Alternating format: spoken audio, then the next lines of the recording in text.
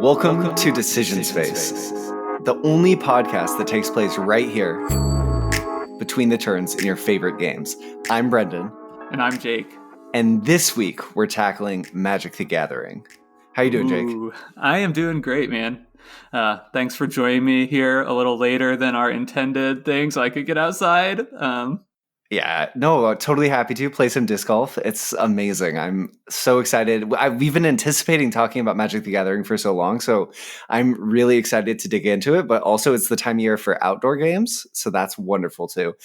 I guess, quick, before we get to the synopsis, I know you're all anxious for our Magic the Gathering synopsis. How are we going to summarize 30 years of this game? But before we get to that, we have some housekeeping. First of all, we have a bunch of new listeners, and I just want to say thank you so much for tuning in. We're so excited that you're here. Our podcast saw a huge bump this week, and if you're enjoying Decision Space so far, whether you've been with us since week one or if you came to the podcast this week, thank you. And we'd love for you to share. We're still hoping to grow. So if you dig it, pass it along. Also, because Jake and I have wanted to create a space where we could convene everyone who listens to Decision Space to continue the awesome conversations after the show and allow listeners to contribute to the conversations. So officially this week, we're announcing that we're starting a Discord community for Decision Space. And if you're interested in joining that, Discord is sort of I'm sure most of you know what it is, but it's sort of like a IRC Redux platform where you can have conversations on a slew of different topics. So we're starting one for Decision Space. It'll be in the show notes. Come discuss games with us. Yeah, I can't wait. It's definitely something we've wanted to do from the very beginning, but thought maybe we'd build up just a little bit of listenership first. So we're hoping that some folks will be in there to talk about games. And also I'm excited to hopefully use that as a place to organize some games on Board Game Arena and Yucata. So come play games with us too. Perfect. Well, throughout this episode, I'm going to do my best not to overrun the conversation with random Magic the Gathering card names. So with that, Jake, what's your synopsis? All right. Magic the Gathering is the greatest game ever.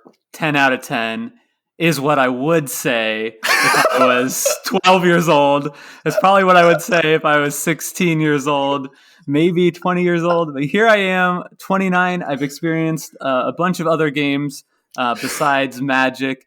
And looking back at it, a little bit of time removed, there are a few things that a few nitpicks I have with the game that I just can't totally overlook. I'm so of two minds about this game because I've had so many amazing experiences. It's easily the most defining game of my life. But would I recommend it to somebody now, having experienced so many more games? It's a harder sell. I'm ultimately coming down to it as a 6.5 out of 10. What? It's a game I still love. There's, if a friend of mine has a booster box and it's like, we're organizing a draft, come over, have a few beers, play Magic, like I will be there.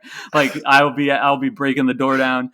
But I can't just like wholeheartedly recommend it to anyone. Super fair. Very fair point. Before I get in and respond to what you're saying, I'm going to read mine because it's the way we're supposed to do this. Richard Garfield's Magic the Gathering was a paradigm-shifting landmark release. It's a colossus of a game and somehow also one of the most nimble game systems in popular play today. Magic's ability to reinvent itself consistently over the course of the nearly 30 years since its inception is a tremendous achievement. Magic will be remembered as one of the most influential games of the 20th century and is a game that defies ranking. Mostly, it's just a whole lot of fun. And your rating? No, it defies rating. Wait, what? Dude, that's so unfair. I can't rank it. I'm taking my rating back if that's the game we're playing. Only one of us gets the turn in the middle of our synopsis. Oh my god. I feel like one thing, so I really want to get into would we recommend this to other people, but I feel like we should have our discussion first, and it will illuminate why maybe I feel like no, I'm just going to get into it. Screw it. I'm wrong. I feel like, Jake, you're so right because there's so few people who I would recommend this to, but for the people who haven't played Magic, who I know would enjoy it, I think for me, it's like a 10 out of 10 recommendation. Like I want them to play it right away. But I think that because the game is at the point that it is 30 years on, and so many people have played it, mostly people will know if it's a game for them or not. And like, I'm never going to say to someone who like is coming into the world of board games and like just experienced, like, I don't know, looking at my shelf, maybe like Patchwork with me. I'm not going to be like, oh, now it's time to play Magic the Gathering. Well, you're ready. Yeah.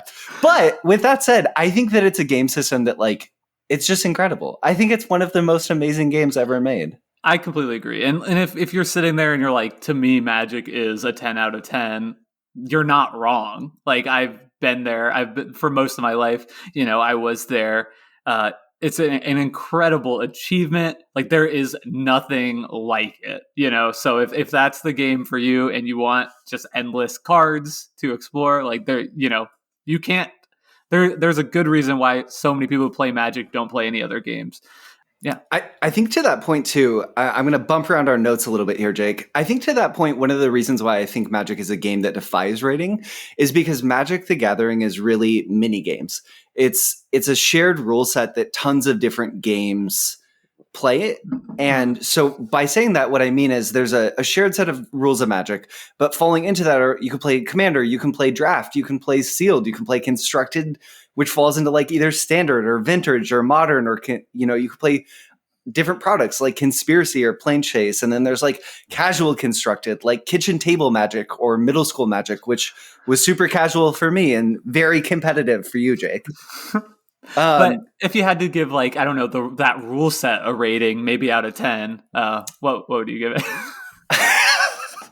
It defies rating. I think that I think that the rule set of Magic the Gathering is one of its strongest points.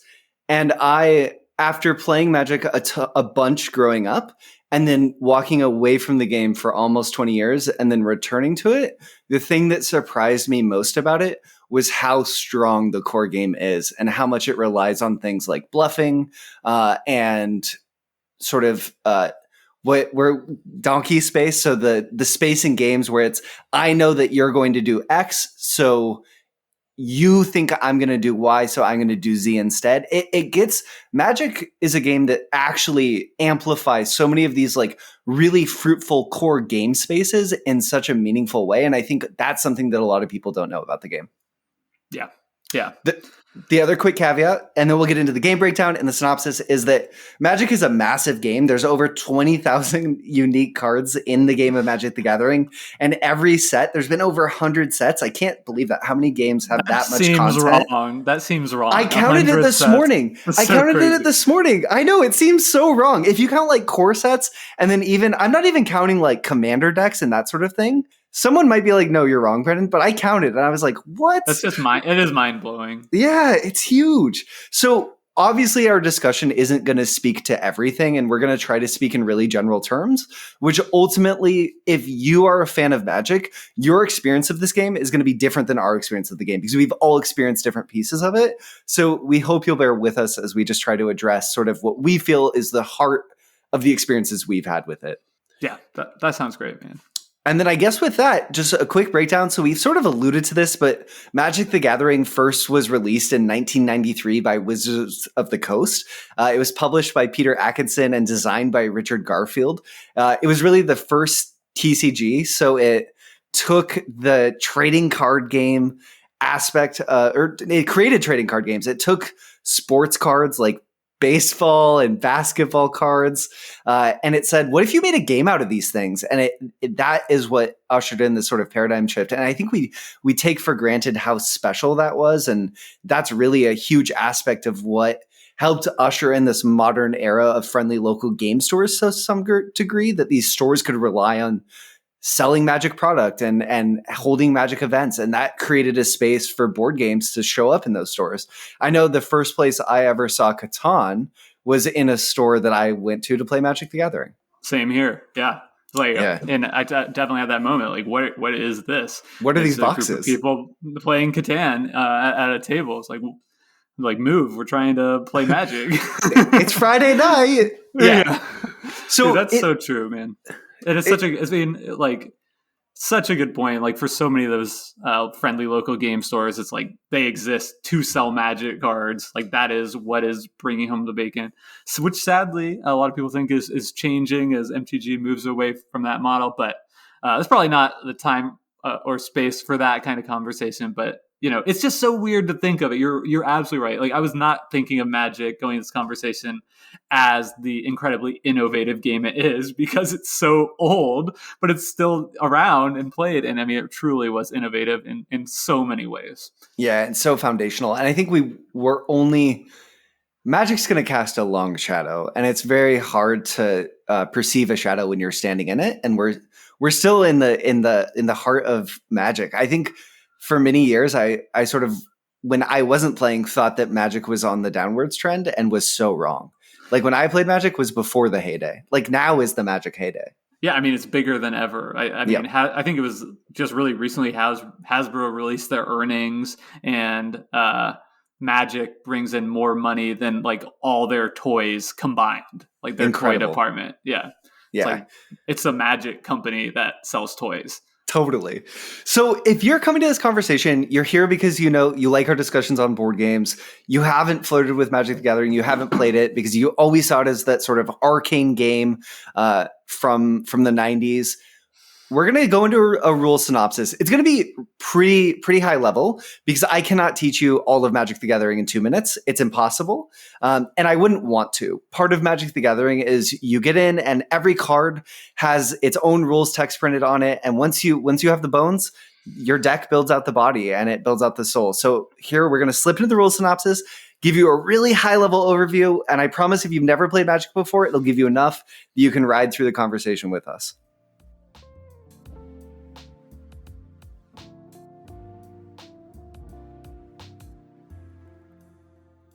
I can't believe you didn't rate it. I said 6.5, and then you just don't rate it at all.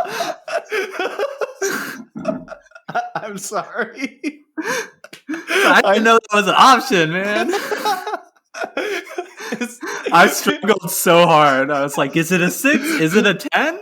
Is it a 5? Is it a 9.5? In Magic the Gathering, players take on the role of planeswalkers, powerful Magic users able to traverse the many unique planes of the multiverse. As planeswalkers, players do battle with one another, drawing mana from the land around them, casting spells, utilizing artifacts, and summoning creatures, all depicted on individual cards drawn from each player's personal deck. Players begin a game of Magic with 7 cards in hand, and at the start of each of their turns, following the first turn in the game, the active player draws 1 new card from their deck. Each turn, players may play 1 land card from their hand to the board, and then utilize any lands they control in play to add mana to their mana pool, which may then be used to cast spells, summon creatures, or do any number of actions on their turn, and occasionally casting spells in response to their opponent's actions on their opponent's turn.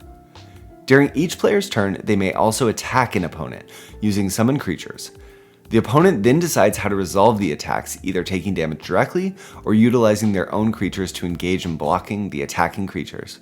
A player defeats their opponent typically, but not always, by reducing their opponent's starting life total to 0. In Magic the Gathering, there's so many rules that live on individual cards, so it's best to just hop in and get going with the game. I definitely encourage you, if you're interested, to take a quick look at gameplay online or even glance at a rule set on Board Game Geek. But that's Magic the Gathering. Awesome. So hopefully that helped ground you some in the game. And I think it's important going to this conversation that you have a sense for Jake and I's background with the game. Do you want to talk about your history with Magic, Jake? Sure. Definitely check out our episode on competitive play for just like a more general background. But the really brief is I played Magic at what I would consider a competitive level in middle school and high school. And before that, I was playing casually with friends. I think even as early as like 6 years old, literally. Wow. And I have memories of, in some of the old sets of Magic cards, the lands have printed on it like tap, add a land. And we would play like that meant like search your deck to get a land. Like we were playing wrong, like not knowing the rules and like still loving Magic at that age. And I mean, it's a really important game to me. I think like as I was, a kid, literally like forming my identity of who I am. Like Magic was a big part of that. I spent a ton of time in my formative years at Magic the Gathering stores, at Magic the Gathering tournaments. And I have just so many memories, good, bad, like literally sobbing because I'm like missing like the top cut of a tournament by like one round as like a 10-year-old, like, achieving wins at my first Friday night Magic. Like a time a buddy ripped off a bunch of my cards, part of my collection. Connecting with people over Magic in college, like way later in life, like people, on the Ultimate Frisbee team with me who, I didn't know as gamers. And then I, walk into the hotel room at tournament and they're on the floor playing Magic. It's like, you guys play Magic? Like sick. Like you got an extra deck, it's like always been a part of my life. So for that, like, it's always going to be something I look back on incredibly fondly. Yeah, that's so awesome. At some point, not in this podcast, I need to hear the story about your friend ripping off your cards, because I feel like that's like a quintessential Magic story. So wait, did he rip you off in a trade? Is that what you mean? No. It was like a bunch of us were playing competitively. Were like sharing cards, like sharing collections, and he like sold off a bunch of stuff that like wasn't, and like disappeared, like burned bridges. And there were like 5 or 6 people that was, we were all like trying to pooling your cards, cards, trying to build decks, get a gauntlet going, because we were really, seriously like grinding, trying to make the Pro Tour at that time. So that's there are grimy people in the world in any hobby, but I feel like that's unfortunately kind of a common thing with Magic, whether it's that or somebody ripping off a kid in a trade or whatever. Like, I'll give you this like 8/8 creature for that, like, Black Lotus. I think that Magic definitely. So I played Magic more casually than you in middle school. So the first time I remember experiencing Magic, one of my childhood best friend, Jonathan, came over and he's like, my friend Kevin, who is both of our mutual friends, his older brother taught us this game. You're going to love it. And I was like, okay, we'll see. And we sat down on my ottoman, knees on the floor, and he handed me a 7th edition starter deck. It had Arrow Elemental on the start, so it was like blue. And he was playing one with this card on the cover of the box called Draken. No, I don't even remember. Daken Blackblades is older, but it doesn't matter. We sat down, he taught me the game, and I was like, this is incredible. I don't even understand it, but I love it. It's amazing. And I played Magic very casually in middle school. So from probably the time that I was 10 until 14 or so, his dad started playing with us. We had a group of friends at school where we would all play over lunch, before school. Whenever we could like fit a game in, we'd do it. And we were just playing with whatever cards we had. So we played with cards ranging from like unlimited cards back in the day, all the way up to like the current set, starting with Invasion, then Odyssey and Onslaught. Those blocks, that's like the meat of what I was playing. And it was so fun when someone would bring a new deck, usually people who had older siblings, and they had discovered cards in a closet that they were allowed to borrow. And we were like, what is this card? This is ridiculous. So I had a really similar experience. And I also, as a game designer, I think I spent a lot of time, I was also a single child, spent a lot of time building decks that I thought would be interesting to play against each other and then seeing how they played. So I spent a lot of time on the floor of my bedroom, like just building decks and then trying to play the decks against each other. Just like so much fun. It's hard to imagine me like doing that now, though. Now I just design prototypes and then play them by myself. So not that different, actually. But yeah, Magic, it blew my mind. It was the coolest thing I'd ever seen in a lot of ways. And I'd seen the Pokemon trading card game before, and I just thought this was like more complex, more interesting. I don't know. So yeah. I think that's a good background for us. But now we're going to do the impossible, Jake. And I'm going to ask you to go first. Oh, great. Yeah. Can you characterize the decision space of Magic the Gathering? Like, what's its size? What's its shape? How does it feel playing the game? Yeah. Okay. So, I mean, obviously it's a big question. So, we're constraining this to like playing the game. Nothing like, we're not talking like decisions you're making, building your deck, or even in a draft, like when you're actually shuffled up, you've drawn 7 cards, and you'll stare across from the opponent. I feel as though this decision space is very frequently small, like much smaller than I think other games that we've covered on this podcast, because like the constraints of the game are extremely significant, right? Yeah. On your first turn of the game, your options are very small, right? You're playing a land, and that's more than likely it. I mean, I was going to say, like, there's exceptions to that, but like, just to know that throughout this conversation, there's an exception to everything we say, because like it's Magic is crazy like that. So just like, I'm just going to put that like just put that asterisk after every single sentence and we'll be good. But so it's like, you've got some lands, and then everything you're doing is so reactionary to the inputs of what you have in your hands and what your opponent is doing, that I feel like that constraining element of the game rarely leads to a decision space that feels like extremely robust to like what is normal in modern day, like kind of Euro style games that we're familiar with. Yeah, that's really interesting. I feel like I totally understand where you're coming from, and I can't disagree with anything you've said at all. I think the important distinction too is that we're discussing in characterizing the decision space once you've shuffled up your hand of cards. But I do think that there's a few things. I think that there's on average fewer decision points, but I think the consequence of the decisions that you're invited to make are very high. It's a game where every decision that you can make in the game really, really matters.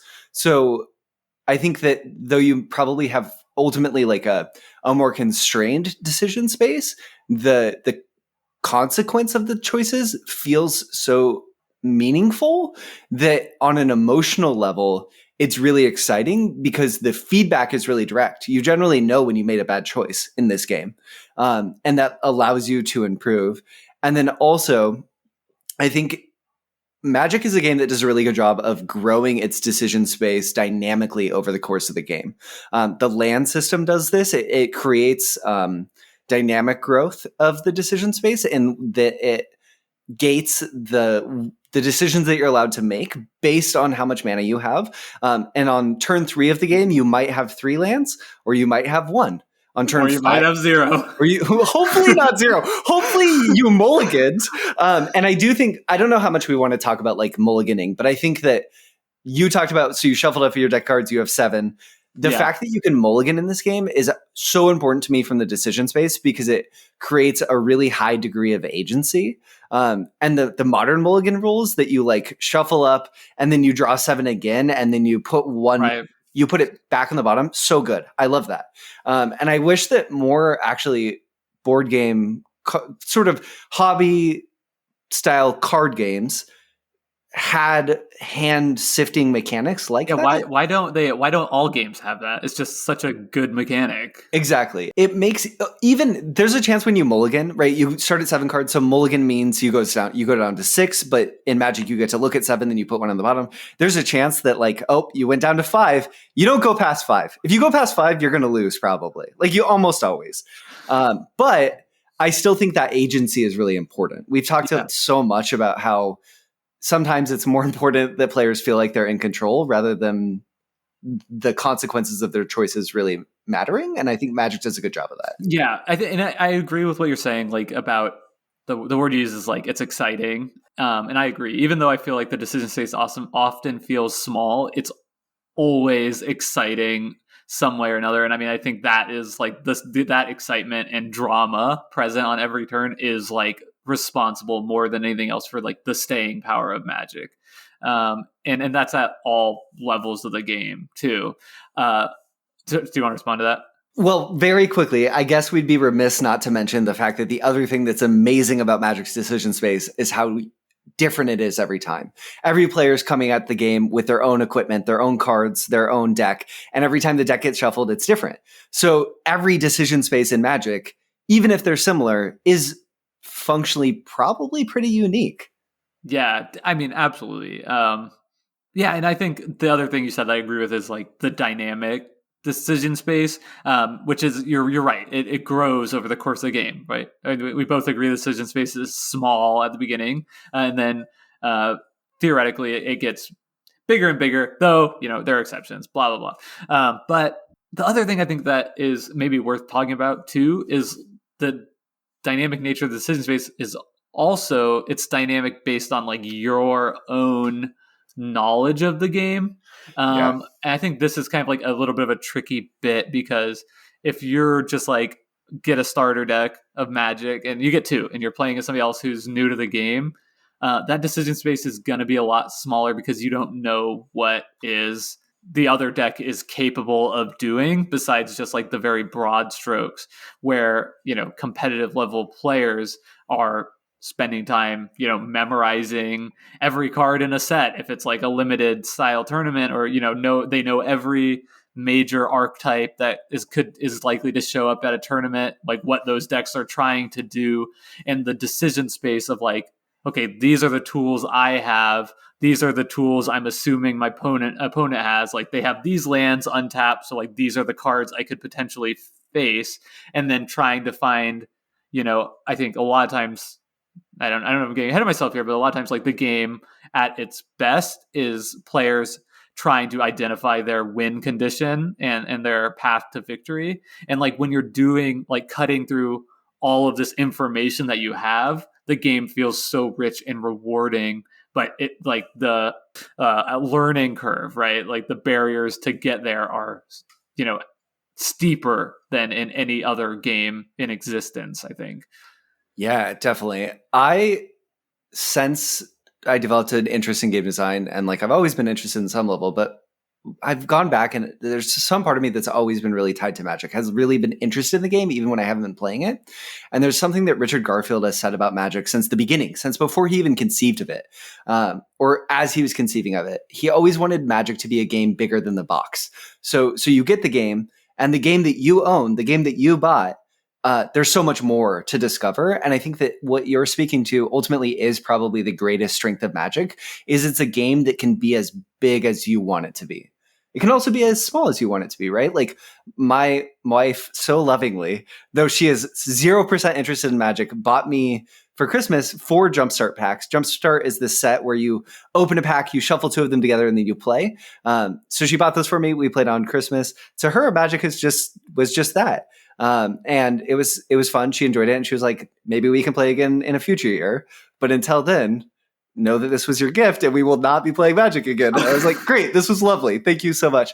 But it's a game where, right, so we could just play the current set. We could play a even larger set that looks at 10 years of cards, or we could play sort of formats or where it's Whatever. every card ever. And to your point, Jake, like you can make the possible decision space by how you choose to play almost as big as you want it to be. Right. That's such a good point. Like, that whatever decision space you're looking for in a game is present in Magic if you can find the people to play with that are interested in having that experience with you.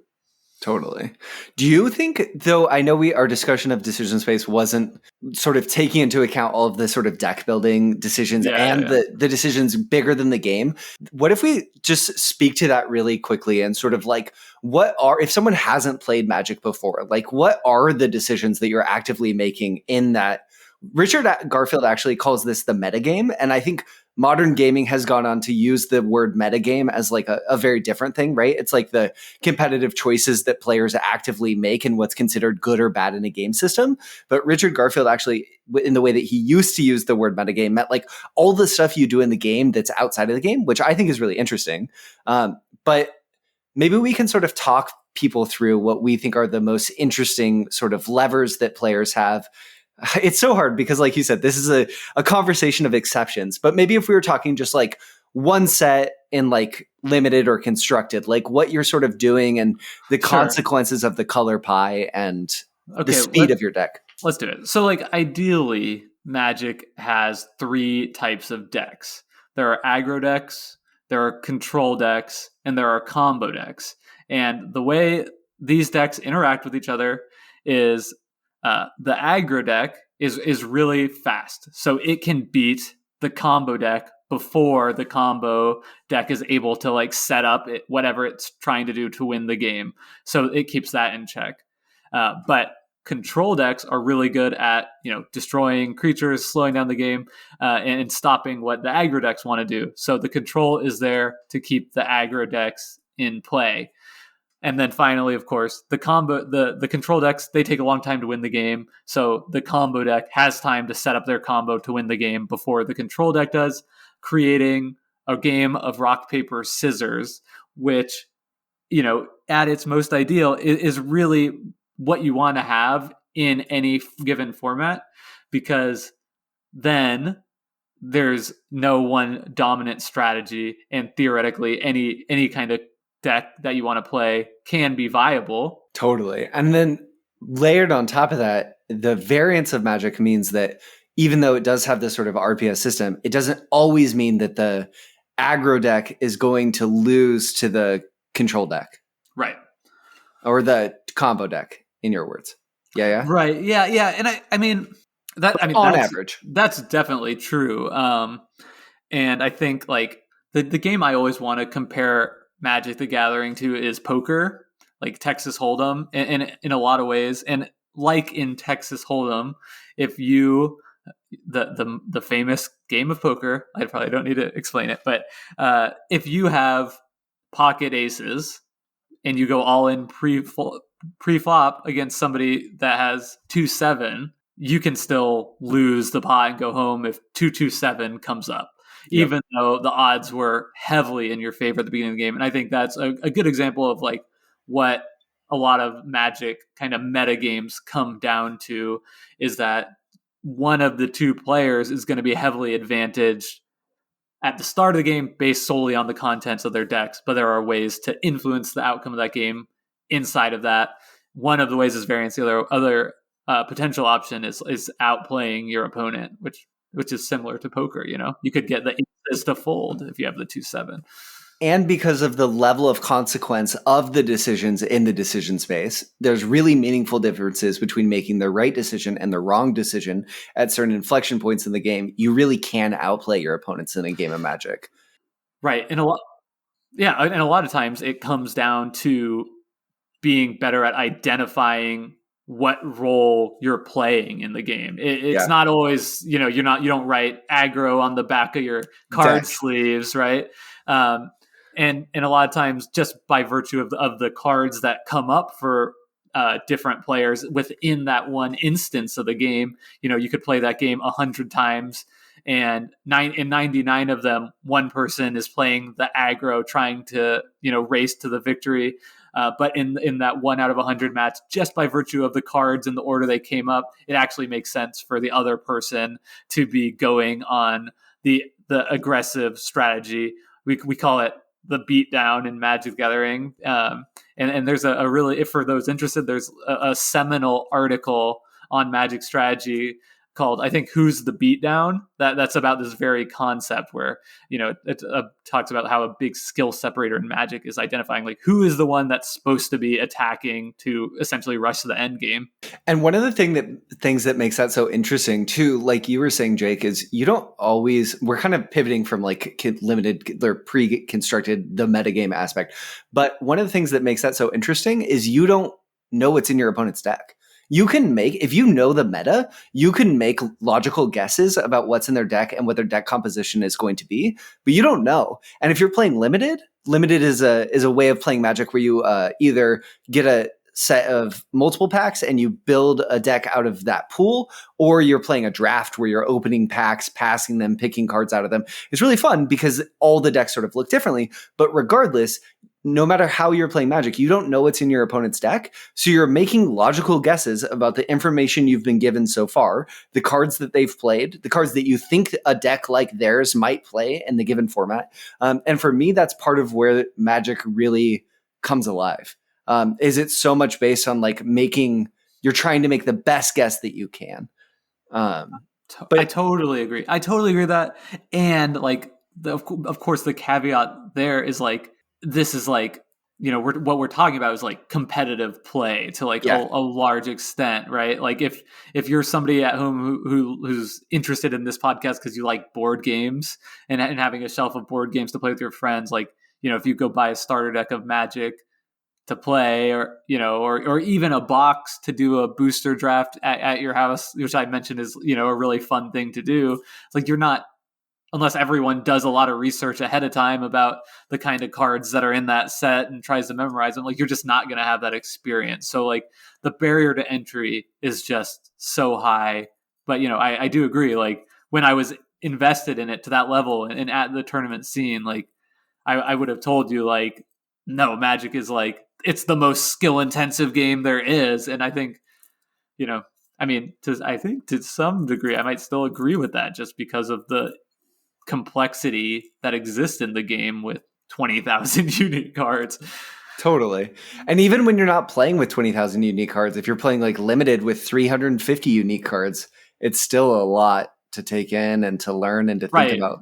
Yeah. It's like, you can't really realistically have that experience unless you're all in on Magic. And Yeah. that's a hard thing to recommend.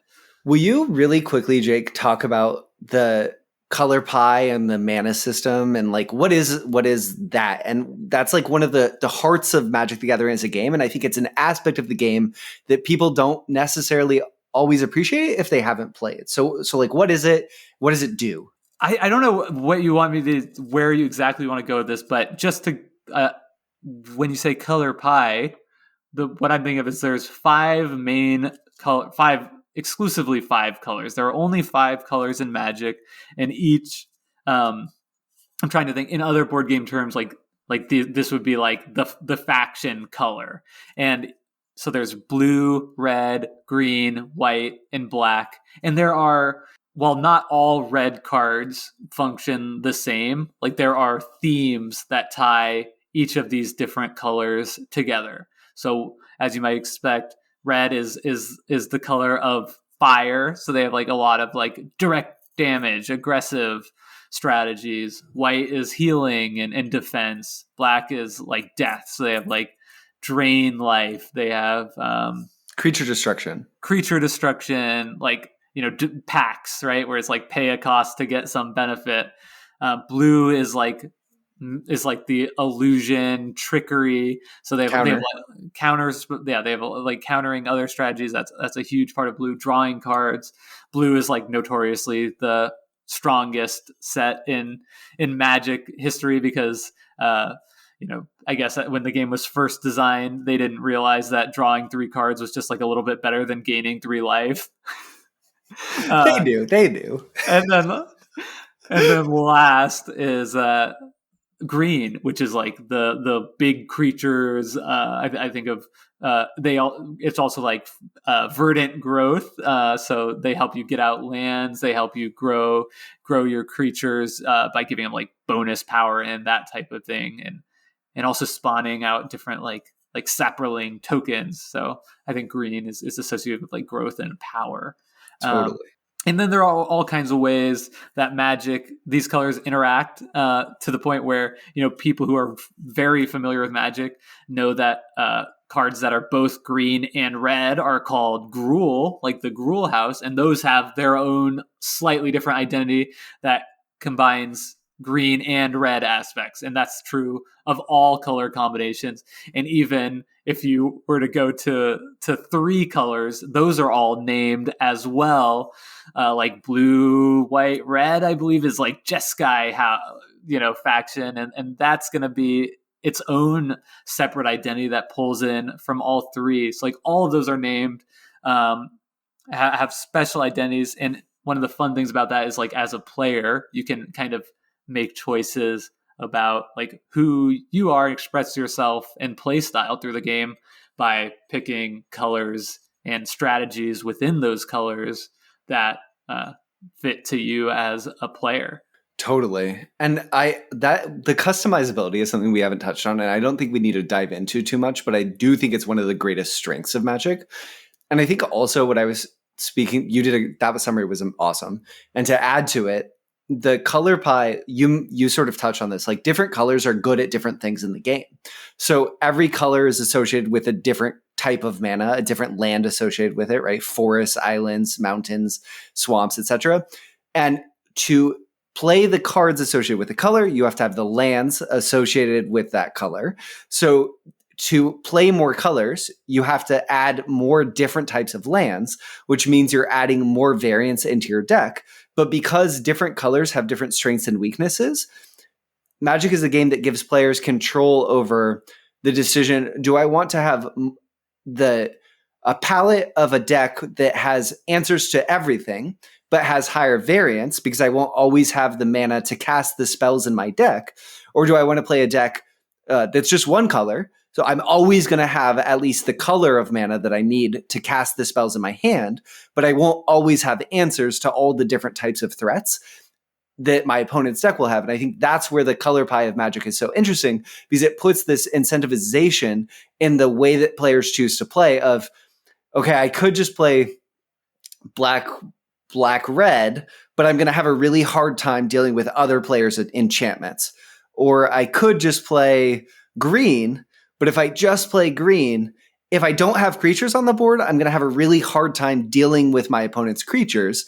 And this is something that's been developed over the course of the game, but it makes the decision space, it creates this sort of like core risk reward to how you approach building your deck, where players can choose how much variance they're comfortable with, or really where they want their variance to be. Do they want their variance to be in matchups, or do they want their variance to be in their draw?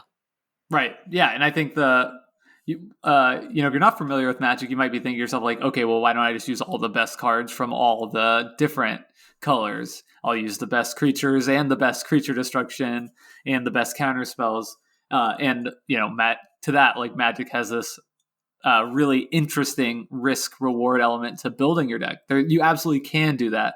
There's nothing stopping you, but you have to draw the right lands out of your deck in order to have the resource available to play those cards. So the more different colors you're trying to incorporate into your deck, the more unlikely it will be that your base of lands will be able to sustain that, so that you'll actually be able to play the cards that you want when you want to play them. Because if you draw green, blue, and red cards, but you drew the white and black lands out of your deck, then you've got a bunch of duds and nothing to do with them. And then you get to blame your deck for like mana screwing you and being bad, which I actually think is one of the strengths of Magic, is that it lets players hide behind its variance. When ultimately in a lot of games where players lose, they probably could have made decisions that would have helped them win with less variance. But before we pivot, or in before the game started, right? Like often, right? Oh well, you might feel like you got unlucky, but maybe you picked a deck that was just not suited for the decks present in that event. Totally. So a lot, again, I think, just to put a finer point on it, like I still feel like the decision space on any given turn when you're actually playing the game is quite small. You are working towards a bigger decision space, but there is an enormous decision space in Magic. It's just those decisions are taking place often like at a level beyond that decision you're making on your turn. It's how did you even get here? In some ways, it's kind of like talking about the flavors in food. Like any given game of Magic is like eating one meal, right? Like there's so many flavors contained in it, but the flavors in food generally, or the decisions in Magic generally, are massive. But when you sit down at the table, your meal overall is probably going to trend in one direction, or what you're eating, your dish, is going to trend like, oh, this is trending sweet. That's such I didn't know where you were going with that at all. I'm not going to lie. I was like, what are you talking about? But I think that makes sense. Like you can have a bad meal, but it doesn't mean you don't like food. Yeah. Totally. And if you don't like a flavor, there's tons of other flavors in the decision space. There's tons of other flavors to try. Right. You're just not going to get much of it in any one game. Totally. And I think that this is a really natural point. Color, pie, food. What? It was all along. This is the longest con. I kind of feel some turbulence coming on though, chick. I can hear it in your voice. Is that because you mentioned lands? Well, yes, this is going to be a good discussion, but that is because I mentioned lands, and I know that let's jump into it. This is your captain speaking. We are now approaching a little bit of turbulence. Please return to your seats and buckle your safety belts. Okay, so as I mentioned in my synopsis, like there are like this Magic is amazing. Like I feel like I can't say that enough, especially now that I've said it was a 6.5 out of 10, and if I don't say that a few more times this podcast, like I'm gonna get some angry emails. But like it is a flawed game by modern game standards to me, and I think a huge reason for that is that a large percent of games end up being non-games because of variance. By that I mean you do not draw out of your deck the amount of lands that you need to play an actual game of Magic because you don't draw enough, and therefore like there's nothing you can do. You can't play your cards, or you draw too many, in which case like there's nothing you can do because you have no cards to play, or one of those two things is happening to your opponent while you're able to play a game of Magic. And I don't know how often that truly happens, but I do believe it is frequent enough that any modern game that came out that had that same percentage of non-games would be panned to hell. They'd be like, it would be completely unacceptable. That's I think you don't necessarily agree. So it's not that I don't agree. Well, I do disagree, but I totally. It's not that I don't agree. It's that I disagree. I think that this point is really valid, and I think that what you're saying as someone who played Magic for a really long time, as someone who is really invested, at the end of the day, the amount of time you put into the game, too often when it mattered, you felt like you didn't have agency. And that's a failure of the game. And often those are in game. I feel like when I say that, it could come across as though I'm like saying, well, like, obviously I'm noticing more the games where I feel as though I got unlucky. That's a very human and typical thing for people to do. But I think like by the same side of the coins, like a lot of times people don't recognize enough the times that like they were the lucky ones and they're sitting across the table from someone who is having that negative experience. And you're just like, whatever, like I won, so I'm happy. but no, like that's not acceptable either from a game design perspective. I think it is. I think that when Richard Garfield set out to make Magic, he wasn't setting out to make chess. And I think that the level of variance in the game means that it's relatively easy to find opponents because I can play games with people who are significantly worse than me, and we can still have an interesting game, even if I'm going to win much more often than not, because I'm going to lose sometimes. And this is a personal taste thing, right? Like everyone has a degree to which they're comfortable losing a game that they're better at than the other player because of variance. But I think that for me, the mana system, Magic came out in 1993. And I think the next 20 years of games in this style, dueling card games, were a response to the mana system. And I have played a bunch of those games, and I think I've come down on if it's not broke, don't fix it. Like the lands are evocative. They're interesting. They create dynamic gameplay. So many people are like raging at me right now and like shaking their table. And like, I get it. This is not a game type that is for everyone, but I think the benefits of the mana system and the variance, the variety of decision spaces that it creates, the opportunities for risk reward that it creates on turn 3, I might have a choice between 2 different cards that I could play, right? Like, and if I draw my 4th land, I don't have a 4th land in hand, could really impact that decision. And I have to take a meaningful risk on that turn to say, do I think I'm going to draw the land I need or am I not? And I think that all of those things create a really interesting play space. And I totally get it, Jake. And it's such valid criticism. But I think as someone who played Magic for a long time, played a ton of other card games, and then has come back, I think the mana system is one of the best parts. It makes every game feel different. And it sucks when it feels bad, but it does so much good. I'm going to come back on you a little bit because I don't agree with your point that like you can just play Magic easily with somebody at a vastly different skill level and engagement. I think like, well, yes, like you could get mana screwed one way or another. Sorry, I shouldn't say mana screwed. I think that's like not really a great term, but you could get like bad mana and one way or another, and the other person wins. But that's not gonna be a fun experience. I mean, yeah, okay, like you've won, but you're not like actually engaging with the game, and also like because of the um incredibly high barrier to really play, like we talked at length about, to like know what cards the other person can have. Like you're going to be playing a different game than they are. Like I've tried to teach Magic to a lot of people over the course of my life and had really very little success with anyone, with the exception of people that were like, I want to play Magic, like will you teach me how to play, right? It's like if they're going to take that initiative and they want to do the burden, like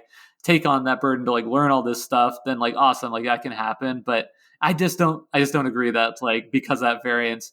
And again, like I'll go back to poker. Like in poker, the best player in the world can lose to the worst player by just variance. But the significant difference is like after 5 minutes of explaining how to play, both people are aware of the universe of possibilities at a level that is just not the case in Magic. So while the end result could be the same in Magic versus poker with the worst player coming out on top, I feel like it's much more acceptable in a game like poker than it is in Magic. Such good points. I will say, I think that there's a spectrum. So you're so right that like you can't just sit down and be playing like a really rich game of Magic with someone who's not close in skill level. But I think the variance tightens it. It makes this number of skill chains that you can play, the sort of levels of skill chains above you that you can play, larger than a game like chess. But also the variance of when you don't have the right mana is a spectrum. The games at the very edge do feel horrible and you're not really playing the game, and that sucks. But there's also a whole swath of game types in that range where maybe you miss a land drop here or you miss a land drop there, but you can make interesting decisions and recover that lead to really interesting games, I would argue. And then also to your point, yeah, Magic is really complicated and really complex. And teaching someone the rules, it's easier to teach someone the rules of chess than it is to teach someone the rules of Magic. But I think it's easier to teach someone how to play Magic than it is to teach someone how to play chess. Yeah, I mean, I get what you're saying. I mean, I think like to actually know the rules of Magic is like you have to like go to like school for that and like pass tests. Like totally. The last thing I'll say about in this turbulence, and it's sticking with the land point, which is that like, okay, so Magic is like a predatory model that makes tons of money by like selling products where they're sealed products. So I don't want to like go into depth about that, about how like it's like playing up people, like gambling tendencies, like want to gamble and like take risks, is make bad choices to like buy this sealed products because it could be this like really expensive card when like more than likely it's gonna be not what you want, which will encourage you to buy another pack in the hopes that you get that like really good card. But because lands, and the reason this plays into lands is because like there aren't just islands, mountains, swamps, forests, and plains in the game, but there are better lands that account for multiples of those. There are all kinds of lands that can function as two of the five. So if you're playing a deck that has more than one color in it, like you want to use these better lands, and those are often some of the most cost prohibitive cards in the game, which just like is weird because it's the most like you literally need these to play, and it's just like, to me it's like the epitome of like the rich kid problem, as Richard Garfield himself put it with Magic, which is that like a lot of times like you can just buy better variants than somebody else in Magic, and that I think is worth mentioning. And it was honestly like when I played competitively as a kid, I wished I could have engaged in that rock paper scissors of the meta game and chose the deck, but instead I was exclusively playing the cheapest viable strategy because that was the only thing I could afford. Which and the fact that I could afford any of those is just demonstrates like how incredibly privileged I am that like my parents spent hundreds of dollars every month for me to like play this card game and hobby I was engaged in. That so like to complain about that is maybe not even right. That I was able to play at that level at all, because simply put, like there are many people that would probably love to play Magic, be very good at Magic, that are just priced out. Totally. And I think that that's so fair, Jake. And the fact that, to use Richard Garfield's own language, Magic being a game that's bigger than the box, that's the cost of Magic being a game that's bigger than its box, and all of the richness that leads to, that's the downside. And that's a huge downside. For a board game podcast, which we are, it's incredible that when you buy a board game outside of expansions, you own the game. You own the whole game.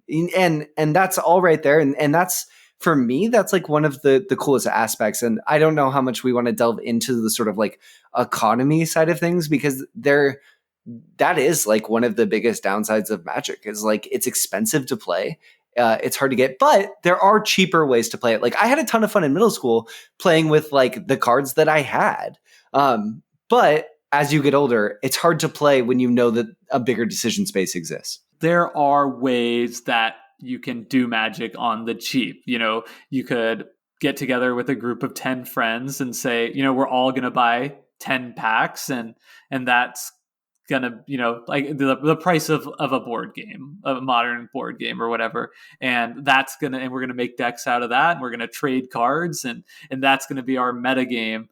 And like one could do that, but it's like when I think these days, like when I want to play a game, like I want to be playing the best version of that game.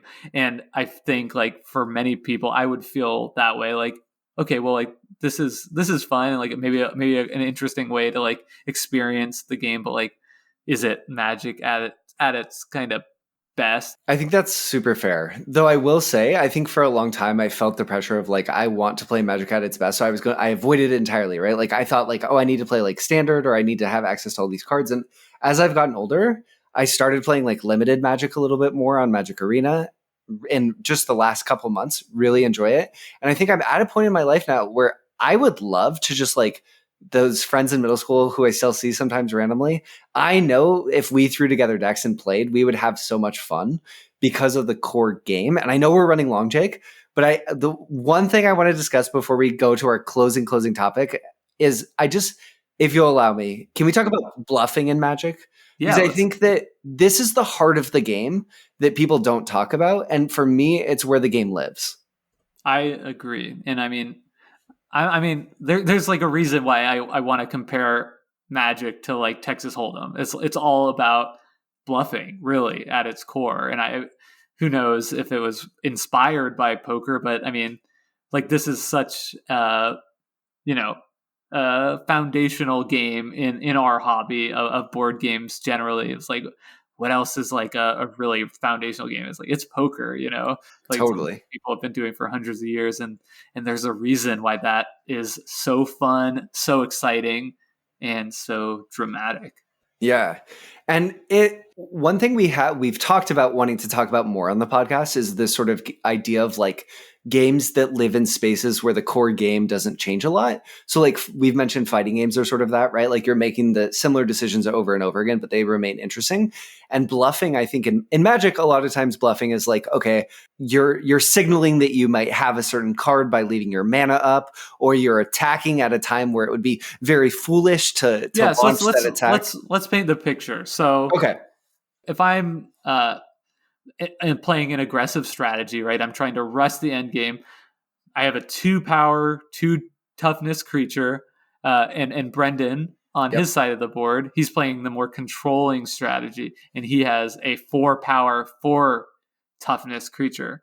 I can choose to attack him with my creature in what would appear to be a complete stupid, foolish mistake, because he can simply block with his 4/4 creature, kill my creature, and there's no cost because in Magic, creatures' life total, toughness, or whatever resets at the beginning of the next turn. So the reason Magic is so great and works as a bluffing game is because Brendan doesn't know what I have in my hand. What I'm doing, he might still choose not to block because I'm signaling, like, I obviously know that he could easily block. So why then am I choosing this attack if not for having some way to increase the power of my creature, damage his creature in some other way, or perhaps a combat trick that would mean that my creature survives and his does not. And I think it's not a mistake that Magic has lasted 30 years and that is such a quintessential aspect of its decision space and its game playing experience, right? Because it hits, we've mentioned poker so many times, and like it hits that sort of game feeling in its very sort of arcane setup. And it's just good. That's just a good space to exist in when you're playing a game. Yeah. And it doesn't get old. And there are a lot of things like in that, like in this bluffing space, is like those are the moments in Magic that I feel like most outplays happen that make you feel smart. And it's so great because like very frequently that means like you're doing something that is like objectively wrong if you're just trying to play the game like efficiently, but it works out because of you're making your opponent do something even worse. So like, for example, you could choose not to play a land for the turn and hold that back in your hand as though it's a combat trick or some other effect. And I've seen like some just spectating. I remember being at a tournament and like saw a kid who was playing a blue deck, a counter spell deck, and he was just holding onto a hand of 5 islands while his opponent is just sweating bullets on the other side of the table. I'm sure that kid still lost the game because like at a certain point, like it's not going to happen. But like just that Magic allows you to do these things that are theoretically wrong. Like it's wrong to attack with this creature, just like it's wrong to raise your bet when I have a 2/7 offsuit in my hand.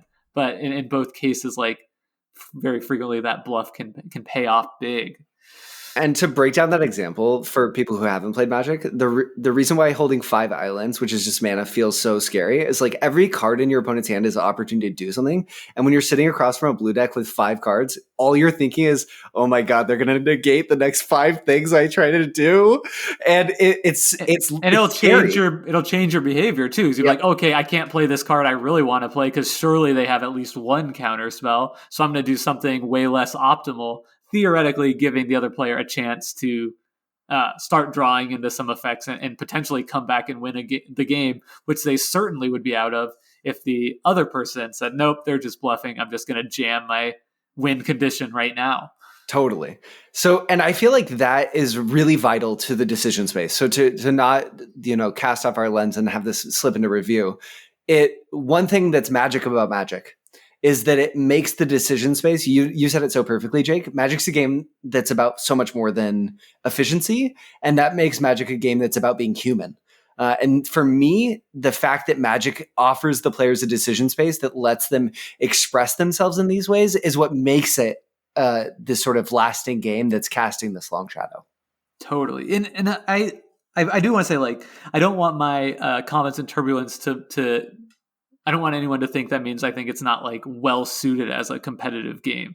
Like there's tons of variance in the game, but like as long as you accept that, as a player, that you're not going to win, 100% of the time. That like if I play the best, if I'm the best player in the world, I might win 55-60% of my games. As a top level player against other top competition, which I think is close to what the best players in the world on the Magic Pro Tour do win. like and that will ultimately mean I have a great career, I win tournaments, but I'll also lose a lot of games to people not as good as me. Like that is great, and that's the same thing in poker, right? The Phil Ivies of the world don't win every major tournament. A lot of times, some random Joe can show up, get lucky, and win. And the same is true in Magic. And I think that's like a wonderful thing. It's just not, I think, what a lot of people are looking for if you're a board game enthusiast who's like wanting to have a great experience with some friends on a Saturday night. Totally. It can be. You just have to be bought into that idea. Yep, definitely. Before we close up, for everyone who's played Magic in the past, I think it'd be valuable for us to give 2 card stories, just really quickly, 2 cards that sort of shaped your experience of the game. Do you want to go first? That sounds great. Can we go like back? You, me, you. Yeah. Yeah. All right. We'll take Magic turns. Okay, we'll take that. Perfect. Okay, so I've always been, and this is honestly I think the reason for this is because of financial reasons. Like I've always been a primarily red player. The red aggressive archetype is almost always a viable strategy in any format, and people call the deck Red Deck Wins, and it's just about 20. It's great because it's only red cards, so you only need mountains. You have no benefit of playing with like the 20 and 30 and up to $500 special lands. And so, yeah, right. So it's basically commons, and you're just trying to use the most aggressive cards possible to win before your opponent gets any opportunity to do anything. And in older formats, a card that allows this to be viable is a card called Blood Moon, and it's a 3 casting cost enchantment that says all non-basic lands are mountains. And so this is a card we didn't even mention that in Magic you can have a sideboard of cards. So this is a card that's typically in the sideboard of red decks in formats where Blood Moon is allowed. And what that means is very frequently you bring it in games 2 and 3, and on the 3rd turn of the game you can put down an enchantment that means all that just turns in a very literal way all of your opponents like $2,000 worth of lands into your 1 cent mountains, and it means they can't play their cards, they can't do anything they want to do, and it can be almost like a guaranteed win that can race your $20 or $60 deck past the finish line. As a kid, so this story makes me so happy because as a kid, I opened a Blood Moon actually, and I was like, "What is this for?" I don't understand this at all. I was like, "This is the dumbest card I've ever seen." Like, I'm so mad that my rare is a Blood Moon, and I think that it really speaks to the power of playing Magic in different ways. That like one of your cards, because of the way that you were playing Magic, is Blood Moon. That makes me so happy. And obviously now, like I know the story of Blood Moon and like why it's good, but like that's so cool. So my card, my first one. I'm also going to tell you my second one is going to be a combo, so I'm cheating and I'm doing 2 cards for the second one. But my first card is a card called Control Magic. Control Magic is a blue card. It costs 2 of any color of mana and then 2 islands. And it says you control enchanted permanent. And Control Magic sauntered onto the scene of my middle school Magic one day where I think I was in the end of my 7th grade year and just threw itself on the table. And we saw this card because one of my friends, Alex, had unearthed a collection of cards from his older brother. And he played Control Magic and he was like, "I'm taking your Shivan Dragon." And I was like, "No. That is not how the card works, Alex. Like, that is cheating. There's no way." But that is how Control Magic works. You literally take control of someone else's card. And we didn't fully know the rules. And it felt so powerful to me. But it was a perfect example about how the game was so much bigger than we could even imagine. Eventually, we accepted that, yes, that is exactly what Control Magic did. It was called Control Magic. You took control of someone else's card. But in the moment, it just felt so dastardly. And I loved the fact that that card just really stuck with me. And it's an example of how Magic is a game that there's always something else the design will do to surprise you. Totally. I think, yeah, that's awesome. I think My second card, I'm just like shuffling through Magic cards in my mind. I don't want to pick another red card, but like I would love to pick like Goblin Pile Driver or Lightning Bolt. Those are some really Classics. good ones, some classics. But I think the card that I want to highlight, just because when I first learned about this card, it just made me think like, it's like, what the heck is this? Like, this game is so crazy. And that card is Battle of Wits.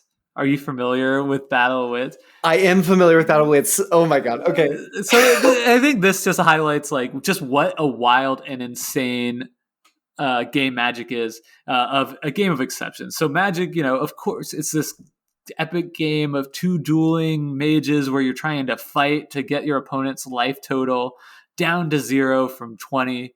And Battle of Wits says, no, Magic's not a game about that at all. Magic is a game of me doing totally random things and trying to just somehow get lucky and find a win. So basically what Battle of Wits says is, I hope I'm getting this right. I think it says if you have 250 cards in your deck at the start of your turn, you win the game.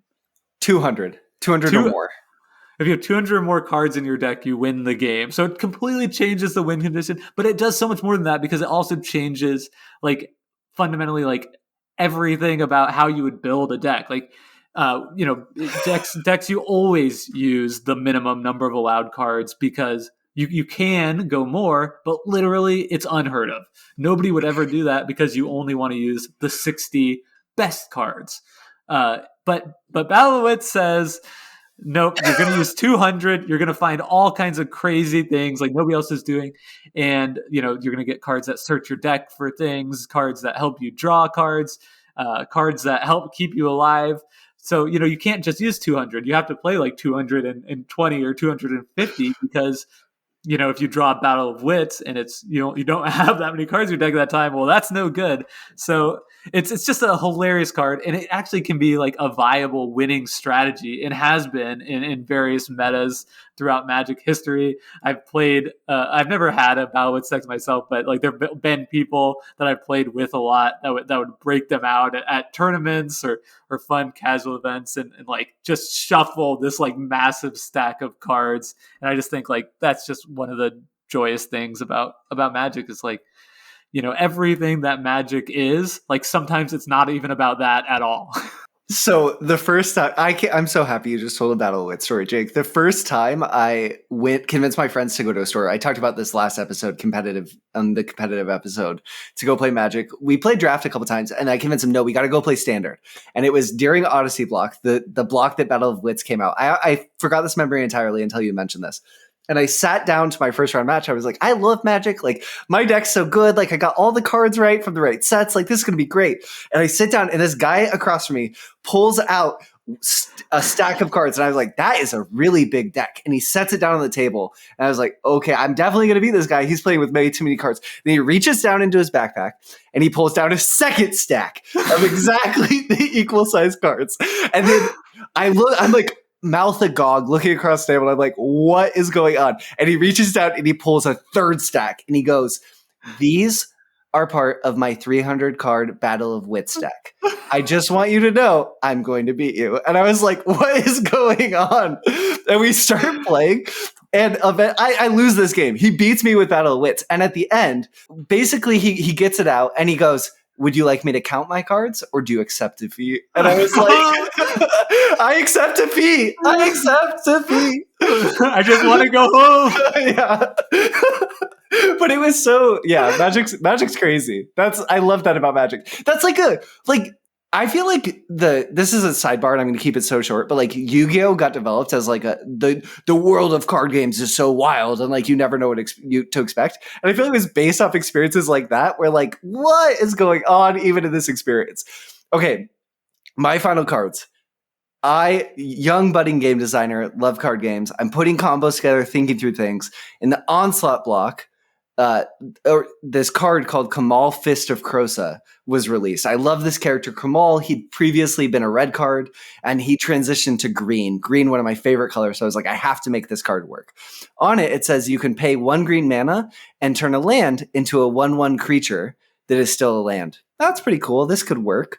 It has another ability that lets you buff creatures. So that's a nice combo. Grow your lands. But then I was reading through all my cards one of those days after school and saw the card Tremor. Tremor is a red card that says deal 1 damage to every creature in play. And I thought, oh my goodness, I can make all of my friends' lands 1/1 creatures and destroy them all at once with Tremor. And this is how I learned with great power comes great responsibility. Because no one wanted to play me after they played this deck like one time. Because they're like, this isn't fun.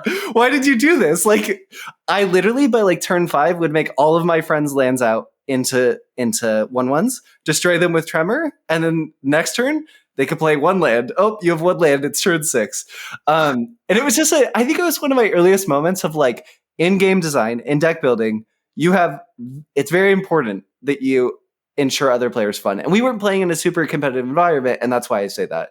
Also, everyone refused to play, and I had to build a new deck the next time. But it was like the most fun combo ever. I loved it when I got to do it. That's so awesome. Yeah, and I mean that's funny too because it's like another way of like, yeah, like Magic. You can attack and pick apart any part of the game, right? You can attack somebody's lands, like the lands themselves. Like that's a totally viable strategy, and it just points to the fact that like a lot of the best and most iconic decks in Magic history are doing that. They're just like attacking the game in some interesting and weird way and very frequently non-interactive or fun way. But yeah, I mean, it's a fun game. And I discovered is a really popular YouTube channel, like I think Remy MTG, when we were prepping for this.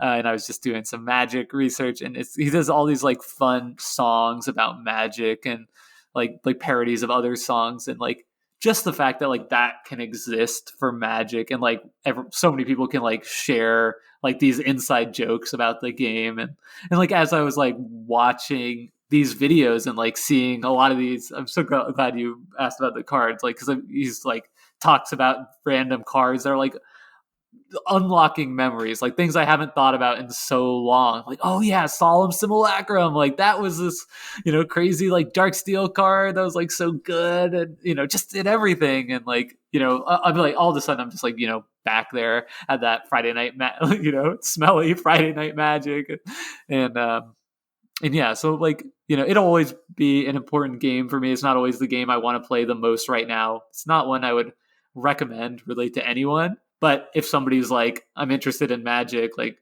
should I go forth? Like, yeah, with my blessing, like, and have the best time ever. Enter the plane, right? Or planes, totally. There's so much we could go into. You just succinctly summed it up so well. And obviously, there's many hundreds of podcasts devoted to all of Magic the Gathering. But I too sort of echo Jake's sentiment. If you in any way, shape, or form have been like, this does sound kind of interesting, maybe just look at like ways I can play casually at home and just try playing the game that way. It's mini games. And I will say recently, the limited I've been playing in Kaldheim, so fun. It's been such a good game. But with that, I think that is pretty succinct for a game that spans 30 years almost. And do you have any closing thoughts on Magic, Jake? Or should we jump into the adios? Okay, here's what I'll say. Like a lot of these games that we are talking about on this podcast, even the games we really like, in a year or 2 years, like, are we going to be playing them? I hope so. But like, would I be shocked if like Underwater Cities, like a game I gave a 9.5 on this very podcast, is 2-3 years down the line, if it's like kind of an afterthought, if it's something I haven't touched in a while or thought about in a while, like that's very plausible. Yeah. But like I just feel like Magic is going to be around forever. Like I could be, it'll be 10 years from now. And if a buddy's like, hey, do you want to come over and do a little booster draft? And I'll be like, you know it, man, I'll bring a 6-pack. Like, let's have the best time ever. And like, so I just like I feel like it's always going to be a part of my life in some small way, even if I'm not actively playing it. And it's, if I ever have kids, like they're going to have a huge trough of random unsorted Magic cards to dig through one day. And I think that will be wonderful. That sums it up perfectly. The first 30 years of Magic were pretty cool. I bet the next 30 are going to be pretty sweet too. But if you are part of the pre-planners, the group of listeners who likes to play along with us and join in on the fun, next week, join our Roll and Write Dark Ritual as we jump into Welcome to, one of the most celebrated Roll and Write games out there. And if you're looking to play it from home and you don't have a copy, Welcome to actually a game you can play by yourself, but you can also play it on Board Game Arena. So take a look there. I think the implementation's pretty good. Jake? We'll talk about it next week. We'll talk about it. Okay. Besides that, thank you so much for listening. You made it so far in the podcast. Follow us, talk to us, yell at us on Twitter at Decision Spa. A few folks have been engaging with us there. It's so cool. And someone actually told us that they bought Underwater Cities after listening to our podcast on it, which is amazing. That's so our first game. So amazing. I hope you guys really enjoyed it. And thanks for listening to the podcast. We have a blog on Board Game Geek now where we are posting every new episode, so you can engage with it there. Whenever we do a game-based episode, we always post on the forums. Not happening for Magic. Don't look for it. You're not going to find it. I don't even know where to post it. And as a reminder, check the show notes for our new Discord. Come talk to us. Let us know you can flame us there too. So yeah, I guess with that, behold the multiverse, and I hope you have an awesome week. Yeah, see you next week. You are now exiting the decision space. Thanks for listening. Please take care and enjoy the rest of your game.